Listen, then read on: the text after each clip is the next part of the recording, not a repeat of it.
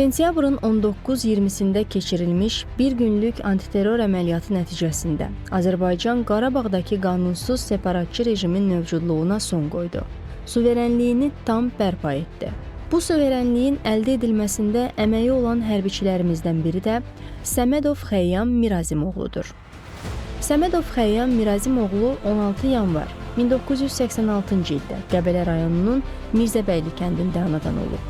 1993-cü ildə Qəbələ rayonu Mirzəbəyli kənd orta məktəbinin 1-ci sinifinə daxil olub.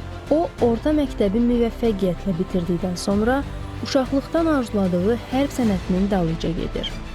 Hərb sənətinin sirlərini daha yaxından öyrənmək üçün Xəyyam Heydər Əliyev adına Azərbaycan Ali Hərbi Məktəbinə daxil olur.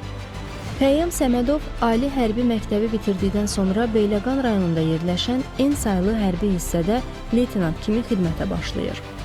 Xidməti dövründə Azərbaycan Respublikasının Müdafiə Nazirliyinin Füzuli, Daşkəsən, Tovuz, Laçın rayonlarında və Bakı şəhərində yerləşən en saylı hərbi hissələrində xidmət edib.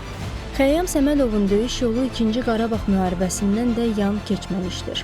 Azərbaycan Respublikası ərazilərinin işğaldan azad olunması zamanı döyüş tapşırıqlarını yerinə yetirərkən cəsarət və fədakarlıq göstərdiyinə görə Azərbaycan Respublikası Prezidentinin sərəncamlarına əsasən döyüşdə fərqlənməyə görə, Şuşanın, Xocavəndin, Cəbrayılın azad olunmasına görə və şücaətə görə medalları ilə təltif edilir.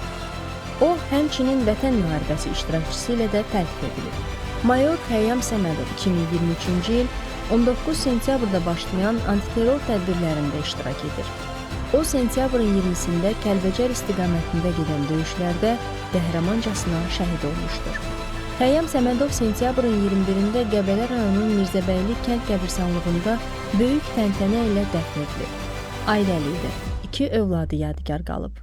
Azərbaycan Respublikasının ərazi bütövlüyünün təmin olunması zamanı döyüş əməliyyatlarında göstərdiyi fədakarlığa görə Mayor Səmədov Xəyyam Mirazimoğlu ölümündən sonra Azərbaycan Respublikası Prezidentinin müvafiq sərəncamı ilə 3-cü dərəcəli Vətənə xidmətə görə ordeni və Vətən uğrunda medalı ilə təltif edilmişdir.